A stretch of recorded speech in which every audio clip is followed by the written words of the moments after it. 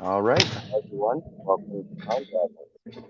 So, I'm Andrew, aka Martian Slave Terrorist, for the purposes of this chat, and we have the Sons of Wokeness here, aka Woke Centrist, aka Dusty Cubes.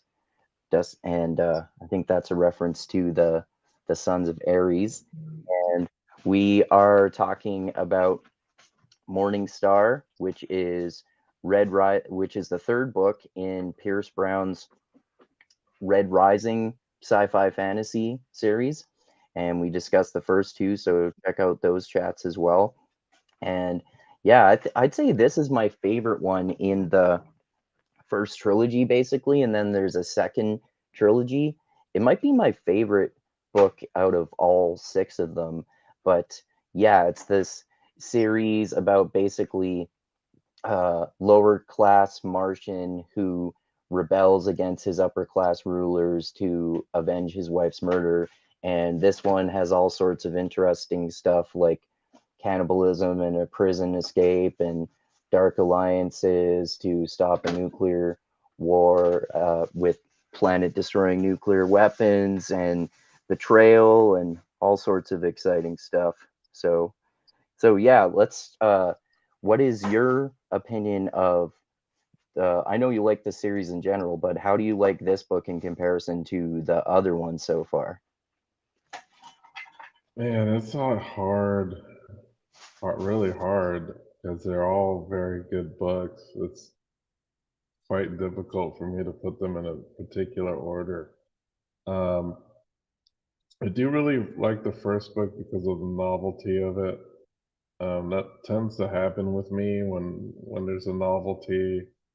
I'll tend to pick the first book in a series because I like origin stories, and that first book is a total origin story. Um, hmm. It would have to be tie for the first book at least. Like I can't decide whether the first book is better or this book is better. So I'm gonna go ahead and say that it's a tie between those two. Oh, okay. I'm a little torn between the second one and the third one, but I think I like the third one a little bit more. But Mhm. yeah, getting introduced into all the concepts in the first one was definitely really interesting too. And I think the second and third one just expand on the plot and the world building from there. Right, right. Yeah, That's definitely for sure. yeah. But So, yeah, that's my take. so yeah, there's a lot to go into in this book. So I guess it starts off with that prison escape, right? And then they rescue someone else, and then someone makes them go back, and it's complicated. So what do you think about that whole prison escape part? And when Darrow's been in prison and he's been tortured, and the public believes he's dead because they faked his execution. Yeah, there's so much stuff that's going on. Like he's being imprisoned under the dinner table of the jackal, and he'd been in there for months. Oddly, he does come in contact with Cassius, but Cassius does seem to still have some nobility in which he treats Darrow. Um, we do get a prison escape, which was from some Sons of Ares who happened to be Greys that were from Earth, Where are and they the were where are the grays on the color hierarchy again? they're like security forces, so they're like under the obsidians. Okay. They tended to fill the roles of security and police type roles, military. That's the type of roles that they play in society. Okay. So these two Greys from Earth, which have like Japanese last names, Oh, in the right. audiobook they give them like American accents. Yeah, that's Break them weird. out, and Darrow is super weak, super muscle atrophied. He gets ahead of himself by trying to kill like a gold in the elevator. He was not physically prepared to do something like that. So his mind at this point isn't like functioning all that well either. Um, so he gets broken out of prison by um, Savro, right? Yeah, At yeah. least Savro's the one that found him, and I guess they do get in contact with Asha. She's like an elite gold swordsman who is like head of the Bone Riders or whatever the hell they're called. The Bone Hunters? They Bone Hunters, Bone Riders, some bone something, and they have a confrontation. One of the gray bodyguards gets killed. The male, I think they're brother and sister, and the sister Holiday gets severely wounded, and they are rescued by those underground drilling machines that are on Mars. They're like huge, and they get rescued by those. So we come to find out Severo's like the head of the Sons of Ares now. It's quite chaotic. It's been very chaotic since Darrow's been gone. The Suns are kind of on their last legs. All the different helium mines have been purged, and the Sons of Ares have been demonized in the media. So he's come back to a a dying cause. And not only does he come back to a dying cause, he also comes back as a subordinate of Severo. Right. And this definitely causes some issues regarding the operations of the Son of Ares and how differently um, from his father, like how he, as Severo was the son of the previous son of Ares, and he runs the organization very different than his father, and we can kind of see that yeah, he does have leadership qualities, as far as like he's a great leader for the Howlers, but he's not really a great leader for the entire movement because the way that Howlers do things isn't the way that the Sons of Ares need to do things as a whole. So, there's a bit of conflict there between them. But he does get back in the swing of things. He also rescues Victra, who has questionable loyalties at this point in the book. Darrow seems to trust her, but nobody else does. This does pay off in the end. But yeah, it's the end. The second book ending is basically like um, your your second book in every trilogy, where the heroes seem to be in a disaster by the end of the book, which creates a pretty good cliffhanger. So he's just trying to build himself up, trying to build up the organization. Um, I guess their first mission is to make contact with the Jackal's partner named Quicksilver, who is kind of like a media mogul who controls the media across the empire or has a huge stake in it. Right. Um, and that's all I reread up to. I know there's a lot of stuff that happens after that. Like the meeting doesn't go great when he actually drops into the meeting between the Jackal and Quicksilver. Things go awry because, unfortunately, in this meeting, guess who showed up? it was Mustang. She was at this meeting as well. So there's a lot of confusion happening. At this point, Mustang doesn't even know um, that Darrow is still alive. Right.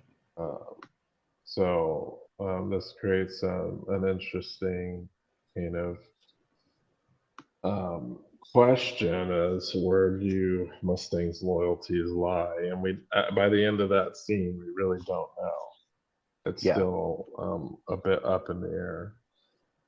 We also find out, what um, the enemies of the Sons of Ares have been up to lately. It seems Jackal has been taking over mines and rooting out the Sons of Ares in any place that they can find.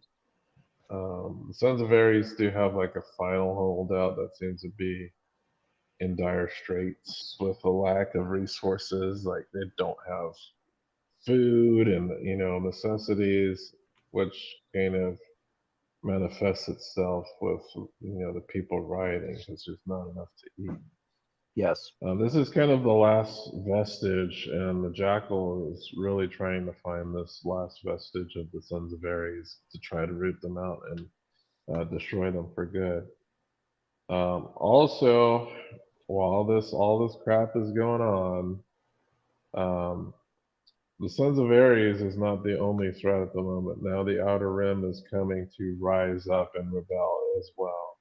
Right. So the sovereign has her attention divided between the threat that the Sons of Ares create and the threat that the Outer Rim creates. So we got this dual threat, and Yeah.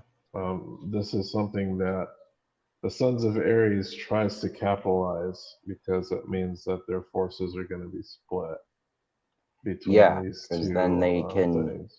the enemy of my enemy is my friend. If they ally with the other rim and planets like Jupiter, then maybe they can have an easier time overthrowing the society. I think that's what the rulership is called.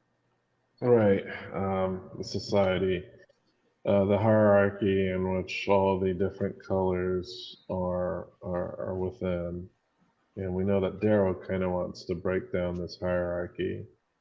And there are others, even people that he ends up aligning with, that want to maintain this hierarchy Hmm.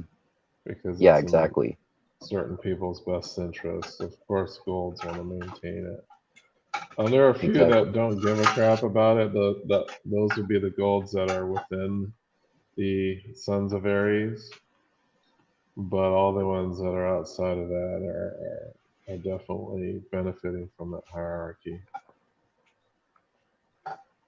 Yeah, for sure. Yeah, and there's interesting stuff to do with you know the Sons of Ares making those alliances, and we find out that the Jackal, well, like I alluded to earlier, has those planet destroying nuclear weapons. So there's another threat to consider too. And of course it goes into that whole section with Ragnar and trying to use him to recruit his mother's faction that I'm forgetting the name of Obsidians. in the fight. Yeah, the Obsidians in the fight against the Golds. Right, so there is an entire arc where they take a trip to the planet in which the Obsidians reside. And one of the goals there is to upturn their society and make them see the truth of how the hierarchy operates. Because in the Obsidian society, the way that they see the hierarchy is religious in nature. That's Yes. not, it's very different from how the others. So the Obsidians are kept in check because they view the golds as actual gods. Hmm. Um, so he does travel there. Unfortunately, one of my favorite characters does meet their demise. Ragnar. Um, Yeah, Yeah, he's Ragnar. one of my favorite characters too. Yeah, so before they even meet with the Obsidian leadership, Ragnar gets killed because I believe they were followed onto the planet, and one of the Bone Riders, the one that's been hounding them most of the time, I think her name is Asa. Right, They have another confrontation, and she kills Ragnar. right. In the melee, I think she drops off into a crevice, and they kind of just make their escape. But his death scene is like super long because Yeah, it really is. Yeah, his sister shows up and he tries to convince her, hey, you need to convince our mother that the golds are not, to be looked at as gods, and we're more than just what we are in this hierarchy. Um, so next thing that comes, I believe he gets taken to like their central village or hub, or and while he is there, I think he's immediately imprisoned by the chieftain who is Ragnar's mother. right, And it seems that Ragnar's mother, by the end of this arc, we find that she kind of knows that the Golds aren't really gods, right, but she has a self-interest to follow along in the hierarchy. right. Because there Because is a point, it helps secure her rulership right? over the Obsidians. Hmm. Right. And we do get to see that I believe Darrow does break out of jail, Yeah, and then he goes to one of their holy places, which is some type of place where a couple of gold guards just kind of reenact, pretend to be gods to the Obsidians. and So he, the what an interesting aspect of their religious structure is that they're basically the Norse gods, right? right, very, very similar in structure. Yeah, So like the golds are like Odin and they'll go to Valhalla if they die valiantly in battle. yeah, So Darrow goes and exposes them as not being immortal, that they can die. And I think he brings back their heads back to the throne room or whatever you'd like to call it. And even then, the chieftain is like not impressed. And I think she orders Darrow to be executed. However, Ragnar's sister intercedes, and I believe she beheads her own mother yeah. or She something like does. that. Yeah, Yeah. So she ends up becoming the new chieftain, and she follows Ragnar's dying wish, which is to assist Darrow in overthrowing the hierarchy. right. And she becomes an interesting character too, because she's not completely allied with Darrow. We do see some portion where she tries to wrest control, and people had warned about her before that she has to have a pretty good eye on her because she might try something tricky. And she Yeah, does end exactly. up trying something tricky later on.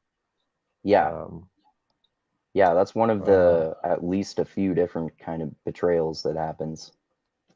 right. I know there is a betrayal that does happen, but the betrayal itself does kind of get quelled, where Yeah, she kind of it comes to see reason. Because I know what happens is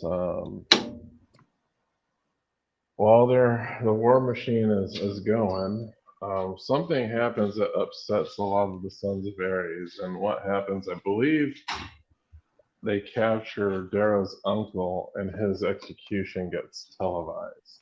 Right. Yeah. And this causes kind of a split because there are some in the Sons of Ares that see this as time to lynch all the golds, right? And there Yeah. are golds in the Sons of Ares army, so golds start getting attacked and killed. And a lot of that is being headed up by Ragnar's sister, Right. who's attacking and killing these golds who are within um, the Sons of Ares. Yeah. That's when class warfare gets complicated, right? You have enemies who ally with your cause, and then you don't want to preach the extinction, the mass execution of everyone in the opposing faction because some of them are helping you. Right. So there becomes a show of there's something that Severo does that kind of quells the mob. Um, he kind of does this self-sacrificial thing because hey, he is the head of the Howlers. At this point, in the novel, Darrow has basically taken control of the Sons of Ares, and because I know they get into a fist fight regarding that, and Severo eventually comes to his senses and realizes he's not really good in that role. Right. But during this riot, Severo hangs himself because he's Yeah. half gold, and Who does everyone is like, he hangs someone else before that, right? Who is it? uh, he does. I completely forget though. I'm sorry. I don't. I know someone else gets hung, but I don't remember. And he cuts them down actually, Oh, okay. because they're trying to hang a gold, and he cuts them down, and he says, Right. Yeah, I "Hang had that me detail in their, confused. yeah, hang me in their place." So he goes ahead and hangs himself, and he gets saved, of course, because they're like, "Hey, look, I'm half gold. Um, I am with Darrow all the way. This is not something that, I'm sacrificing myself for the cause so much that I'd be willing to basically become Jesus to die Right. for the sins of the golds." Uh, so yes, he becomes Gold Jesus, Exactly, yeah. for lack of a better description. So Yep. yeah, they were having problems with cohesiveness. At this point, that's kind of what cemented their cause together because they were having some issues regarding um, you know everyone acting in concert, all of the classes having some type of conflicts internally. And after these events, that's kind of where they started to become more communally better, being able to tolerate each other and all that. Yeah. Yeah, exactly. So I Good. think it would Sorry, go be ahead. it'd be interesting to get a little more into specifically like the factions on Jupiter and the Moon Oh Lords yeah. and the Jackal having planet destroying nuclear weapons. Right. So there's something that Darrow does that's kind of, yeah, not really that redeemable, regarding Yeah. his whole interaction with the Moon Lords. So he needs their help, so he goes to, I think it's a moon of Jupiter or Saturn or, somewhere way out there in the outer rim. And he meets with the Moon Lord to try to convince him to help him or to seek mutual aid. However, what he didn't know is that at the same meeting, um, we also have his ex ally and now enemy. Um, Shoot, what's his name? Um, what's in? They call him the Port of Deimos. He's basically like his ex-friend who got him Oh, killed. I don't Do you remember remember that his guy's name? name either. Port of It's like a weird name, a name that's not really common. Port of Deimos, Red Um, Rising. Roke Al Fabi? wrote Fabi? Yeah, Roke Al Fabi. Fabi. Yeah, also known as Poet of Deimos. Yeah, there you go. Yeah, so he is also at the meeting. So they're both trying to negotiate with the Moon Lords.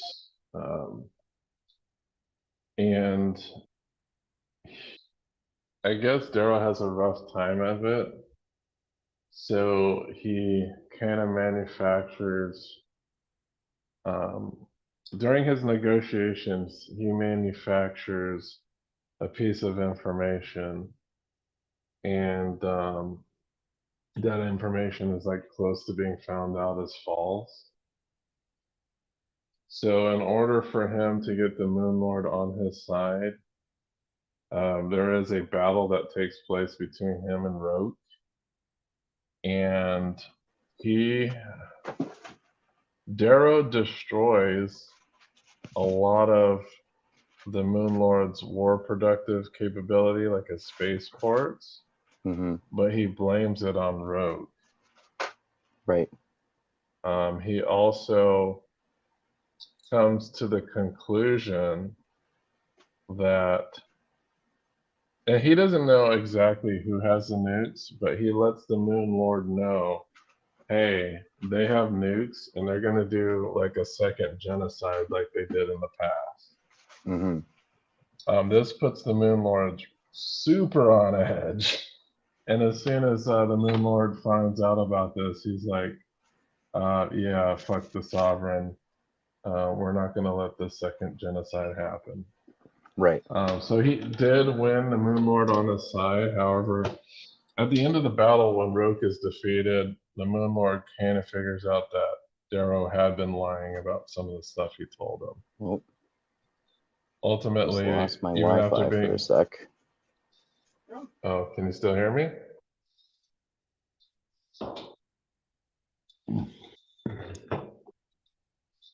You good? Yeah, I lost my Ethernet internet for a sec. What were you saying there? Oh yeah, but the Moon Lord found out that Darrow had lied to him about something, Right. particularly like the nukes. Right. But since they had still a mutual enemy, they kind of decided that for now we're gonna keep this alliance. Well, not really an alliance. It's just I'll do my thing and you'll do your thing. He wasn't going to like give him direct aid or anything like that, but he wasn't going to impede what he was doing. Um, Also, during this battle, I believe Roke gets killed, if I'm not mistaken. Um, Yeah, I think you're right. Darrow does defeat Roke in battle, in a naval battle, um, and they do capture Roke. In the end, Roke just could not accept the fact that Darrow was a red, and he really believed in the hierarchy, but he basically told Darrow that he burned the bridge because he believed that Darrow is responsible for getting his lover killed, and he couldn't Right. really get past that fact. Right. Yeah. After Which is, I all, mean, from his perspective, is somewhat understandable, I'd say. right? Like ultimately, he didn't blame the sovereign for killing.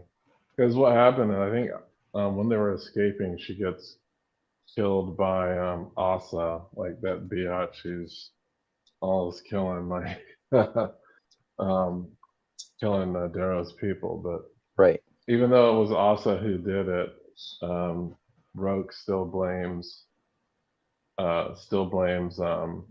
Darrow, because at that time Darrow had been hiding his plans from Roke as well. So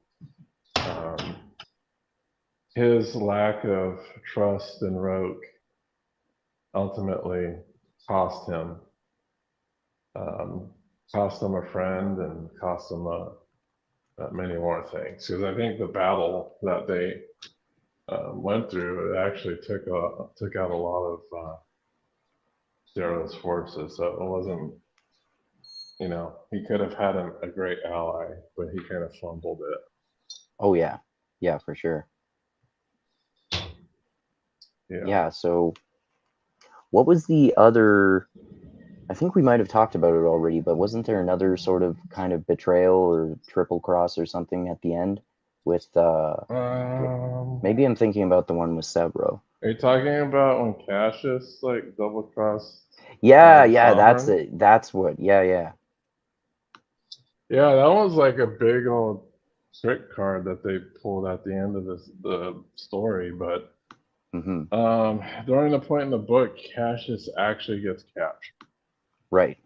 and he gets put in the hold, and it seems like he's put in there for quite a while. During his capture, Darrow does meet with him privately, I think over drinks. And the reason why Darrow meets with him is he really wanted to show him some information. And this information is revealed basically at the end of the book, which is Right. why we have this betrayal that Cassius just seemed like super loyal to the Sovereign.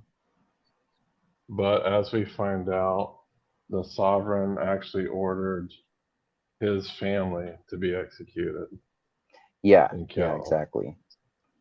So once Cassius found out that um, his family had been executed at the hands of the Sovereign, he flips sides at the end of the book and ends up becoming a huge ally, even though he does cut off Darrow's hand.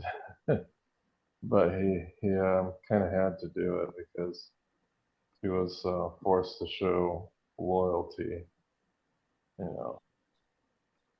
Yeah. Yeah. Exactly. But yeah, that's another um, betrayal, if you want to call it. He's not betraying the main character, so to speak, but he He's is, betraying because the I think, sovereign. right, because I think the Sovereign also had a hand in making sure that his brother Julius was going to get killed as well. So Right. it was all her doing, like to manipulate the, I think the Bologna family. Yeah. Yeah. I think you're right. Yeah, so it was all about manipulating the Bologna family into becoming loyal to the Sovereign. And by doing that, um, she had Julian and a couple other family members killed. Right. So, so after those plot details are revealed to him, um, he pretends to break out of jail in the brig, and he pretends to take, I think it's Severo. Um, he pretends to kill Severo.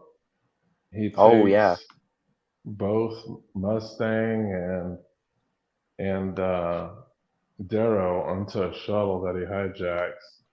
I think he took Antonia too, because Antonia was also in the jail cells, and Antonia, she was a piece of work.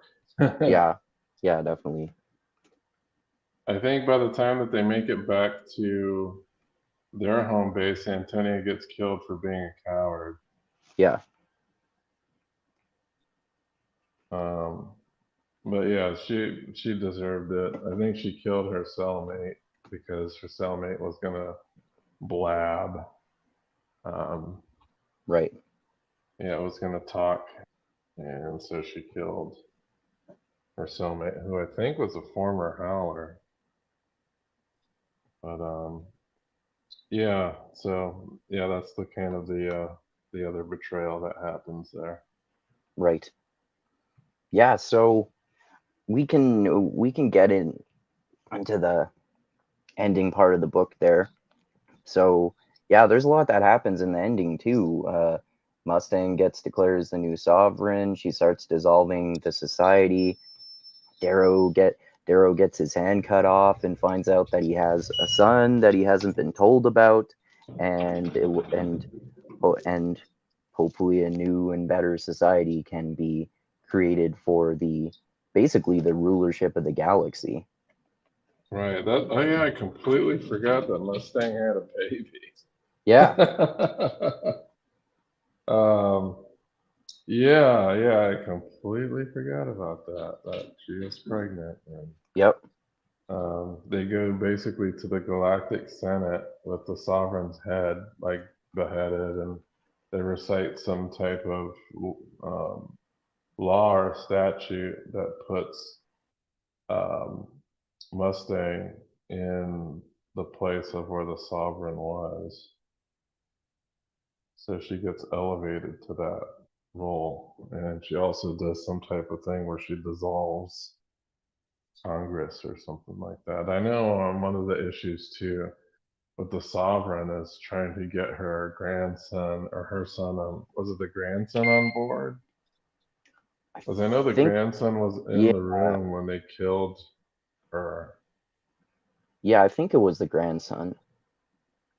Yeah, so that was pretty grim. Like her own grandson watched her die Yeah. and And get killed. oh, I forgot And to there was a mention three-way too. battle, like the last Yeah. battle. We didn't talk about that. Yeah, So the last I was battle. thinking about that too. There and also that they like the Sons of Ares were not able to stop all of those nuclear bombs from going off, so millions of people were killed too. Right. So they failed to stop some of those. The jackal gets killed too, right? If I'm Yeah, not mistaken. yeah. He gets killed. Asa gets killed. So Asa was the one that was killing off a lot of the Sons of Ares, like the high-ranking ones. And it took three of them fighting her in order to kill her. Yeah. Yeah, They man. just didn't have the skills to to do a one-on-one fight with her. She was just way too strong, way too Yep. powerful of a swordsman. Yep. So they had to triple team her in order to subdue her. Yep. Yeah, we mentioned it before, Um, but those weapons that they have, the what are they called again? Is it the razors. razors? Yeah, yeah, yeah. Those weapons they have are really cool. Yeah, as far as the jackal goes, I forgot exactly how he met his demise, but I do know he was like threatening using these nukes. I believe there was somebody in the jackal's hierarchy that got compromised, um, Okay. or something like that, if I remember right. Which, or they got jammed or something, and he couldn't use like the rest of the nukes. Oh, I forgot. I just looked it up and it says the jackal is hanged. Oh, he's hanged. Okay. Yeah, after Cassius, Mustang, Darrow, and the revived Severo kill the Sovereign and finally Aja, the entire solar system sees the live footage. Mustang is declared the new Sovereign and the jackal is hanged. Okay, so he survives the encounter to later be brought to justice through hanging. Right. Okay. Yeah, that totally makes sense. The Mm-hmm. Jackal is such a bad guy. Yeah. Like, he should have, I don't know. Darrow wasn't thinking right when he thought he can ally with the Jackal in the second No. book. Yeah, definitely. As And everyone was what telling him, this was like a huge mistake to do so. yeah, yeah, exactly. What was the what was the reason that Darrow got his hand cut off again? It was that as a punishment for something, right? Um, I think it had, okay, so they were bringing Darrow back, and I believe Cassius was trying to prove his loyalty to the sovereign Oh, okay. by doing so. Um, because he didn't want to appear that he was in league with them. Because I think they questioned his loyalty when he came back. Okay. So he, because there was a part where while he was when he was traveling with his prisoners, the first group that he met straight up wanted to kill Darrow. Mm-hmm. And he cut off his hand, I believe, to prove his loyalty that, hey, this is my prisoner. Don't fucking fuck around with them, you know. Right. Um, Okay. and they were kind of questioning his loyalty. It was like, nope, I can be an asshole too, and he cuts off his hand. Right. Okay. Yeah. So yeah, that's it. That's in all that stuff is a very interesting ending to the book, and basically the first trilogy. They're all, I mean, the six books in the series technically, but they're two separate trilogies. Even the author Pierce Brown says so himself. So I think this is a great ending to the first trilogy, and like I said, I think it's my favorite book too. And you can tell that the books after this have kind of the momentum of being a new trilogy too. It kind of seems like it goes back into the momentum and the pacing of the first one, and then there's a gradual build up through the fifth and the sixth ones too. So yeah, it would be interesting to discuss those ones as well. So Yeah. what did what rating did you give this one? I think I gave this one 4 stars. Probably gave it 5. It was quite good. I'd have to look it up at the moment, but Okay. if I looked it up, I'd have to get booted from the realm. I'm pretty Okay. sure I rated it pretty high. 4 or 5 stars. Um, yeah. As I was alluded to this one, there are certain books where like you finish it and it's like, man, did I just get through that big ass book? You Mm-hmm. know? Um, Yeah. and that's kind of how I felt after I was done with it. And I was like, man, so much stuff happens. I'm gonna Yeah, have to man. check Yeah, out it's some hard to keep track of it commentary. all. Check out some commentary and see what other people thought. What did I miss? You know? Mm-hmm. And those are Yeah, for things I sure. kind of wanted to check out with that. But yeah, it's a great one. It's definitely entertaining. Highly recommend it. Me too. Um, Yeah, and this but whole yeah, series too is one of the most underrated sci-fi series, I think. More people should read it. it's not something I hear a whole lot of people talking about. Um, this is definitely would be an awesome adaptation. Yeah. It'd It'd be be a an great excellent sci-fi adaptation. movie or TV series. You could definitely do a TV series for all the books. Yeah, this would be great to adapt. Yeah. And I think when he wrote the first book, I know he was probably writing off of coattails of a lot of um, um, YA books that have this similar premise, Like, yeah, a like battle copying the royale Hunger premise. Games formula, right? Yeah, there's like a bunch of different YA, like there's the Maze Runner that kind of has a similar thing going on. Um, and then, other types of YA books series that have similar premises. But yeah, he is definitely capitalizing on the Hunger Games in the first book for And in sure. my opinion, doing that trope way better. Yeah, yeah. I haven't actually read any of those Hunger Games books. I've seen the movies, but I think Red Rising, the first book, would make a better movie than the Hunger Games. Oh yeah, for sure. Yeah, I definitely agree. Yeah, I've read the books and I think they're good and they're worth reading. I don't think I've seen all the movies, but yeah, these are definitely better. And they're not YA, which is good to know. Right. And I know both you and I like YA books or YA books too. That doesn't necessarily mean a book is bad, but I think this one works better as not a YA one for sure. Yeah, I wouldn't really call it YA. It's kind of bordering on on the edge of adult. Yeah, so because the characters are youngish, but they're not like teens. So I think Darrow's is in his early 20s or something like that.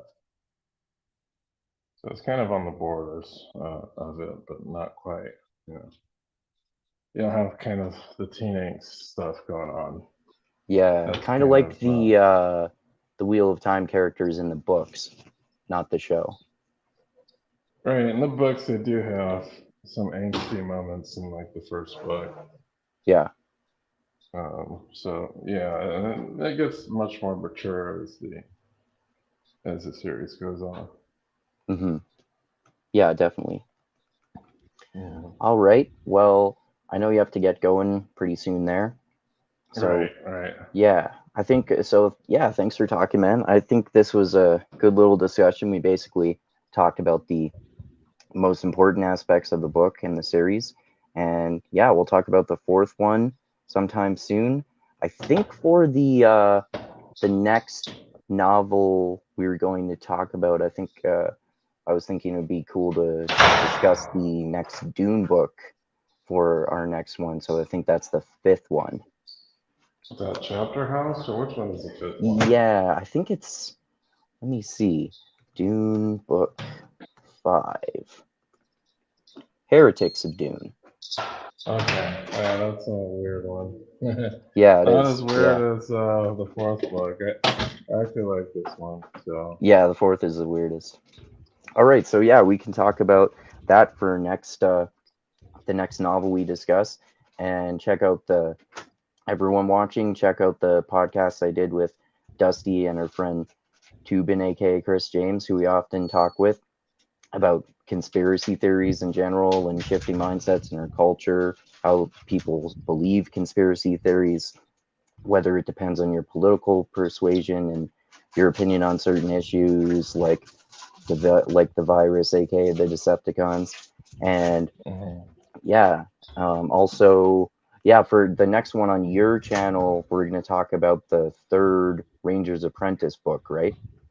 Right, yeah, the third one. On Yeah, so everyone should check that out on Dusty's channel, and yeah, maybe we can do that. Like I said, either yeah, I can probably finish it within the next few days or so, so we could talk about that on Monday night or Tuesday night. Yeah, that would be great. Sweet. All right, and yeah, everyone watching, subscribe to the channel if you haven't done so already. Smash the like button, assault it, or make sweet love to it, or sing songs to it as long as you press the button. And Elbow click, drop it. yeah, yeah, elbow drop it, and click that bell to be notified when I come out with new videos. Check out my Patreon page. Link is in the description of the video as always. And most importantly, like I always say, always remember this: the funk cures all, and groove is in the heart. And Red Rising is an awesome sci-fi fantasy series. You should read it. And if you have read it, let us know your thoughts about all of it in the comments. All right. Anything else you want to say before we ended there, Dusty? No, I think you covered everything. Yeah, just keep an eye on our channels, and we'll continue to produce content for you guys to enjoy. All right. All right. Thanks a lot, man. Always fun. Thanks again, everyone, for watching, and adios until next time. All right, you take